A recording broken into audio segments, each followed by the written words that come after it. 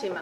Prije svega želim da vam poželim srećne božićne i novogodišnje praznike kao i srećnu novu 2022. godinu.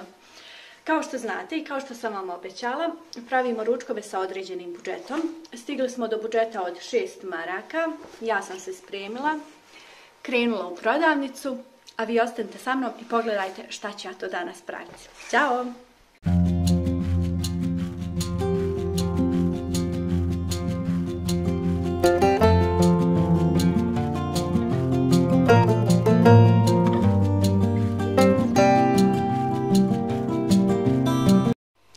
Kao što ste već vidjeli, kupila sam kukuruzno brašno, vrhnje za kuvanje, jogurt i milera. Uzela sam mileram od 400 grama, mada mi za puru i za ovaj recept treba samo 100, tako da ćemo cijenu milerama smanjiti.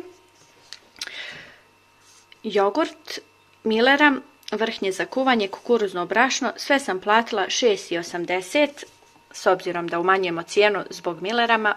Uklapamo se dakle u 6 maraka. Krenimo sa pripremom. Evo ovako, prvo nam je potrebno 300 ml vode. To ću da stavim da se ugrije zajedno sa jednom kašicom soli. To pustim da provri. Kada provri dodajem kukuruzno brašno i pokrijem da krca nekih 10 minuta na tihoj vatri da se brašno dobro ukuva.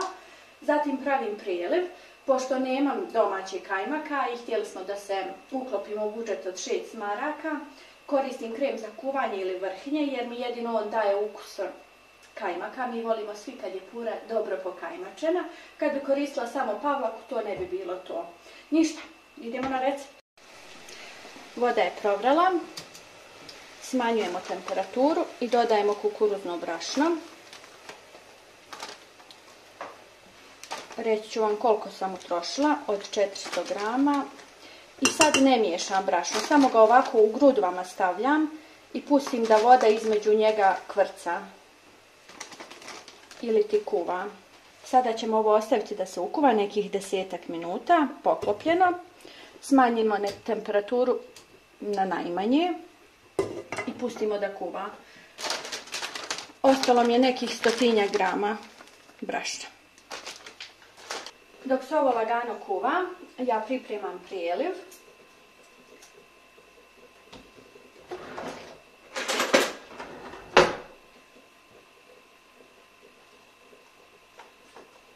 Kompletno vrhnje za kuvanje koristim, jer mi treba dosta smjesi.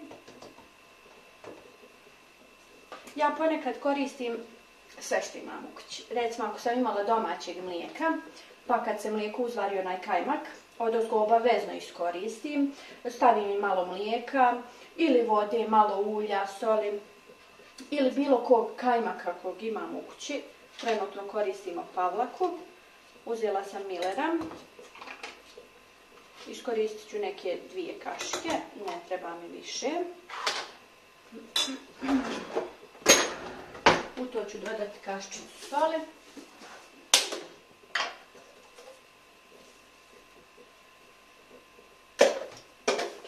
U to ću dodati malo ulja, 2 otprilike kašike, 3 supene kašike ulja i dodat ću malo mlijeka kako bi imala više smjesi.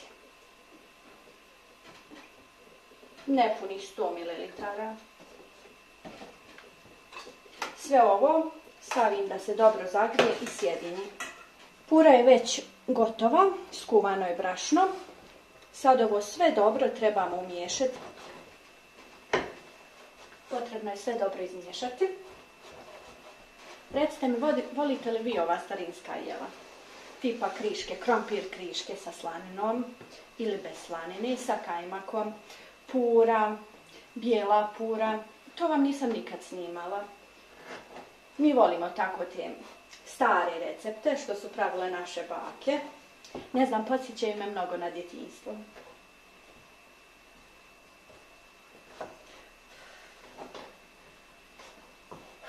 Još kad bi neko ovo umiješao umjesto mene. Ovo vam je da vidite kako izgleda priprema kad se vide samo moje ruke i moje face koje pravim dok miješam nešto.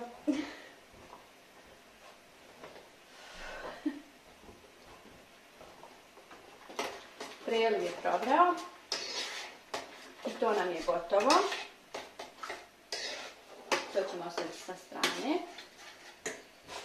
Sada ćemo puru da prebacimo u činiju i da sve zalijemo. Znate da je pura gotova kada vam tijesto nije gnjecavo, nego je ovako u komadima.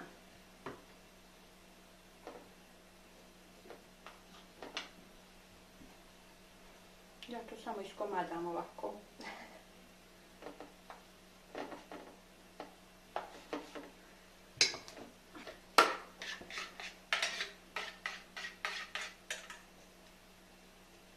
Sve dobro zalijemo.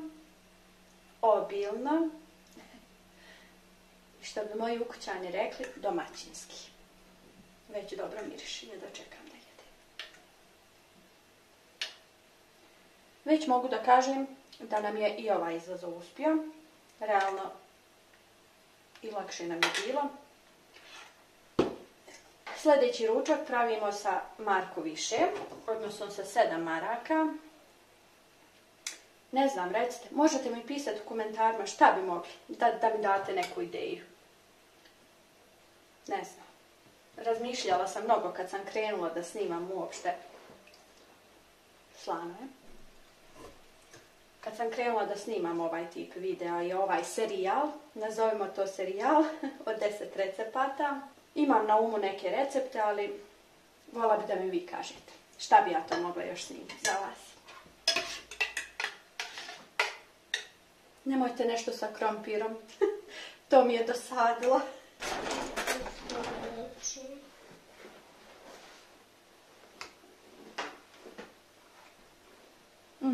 Predobro. Nije što sam ja pravila, ali stvarno je ukusno.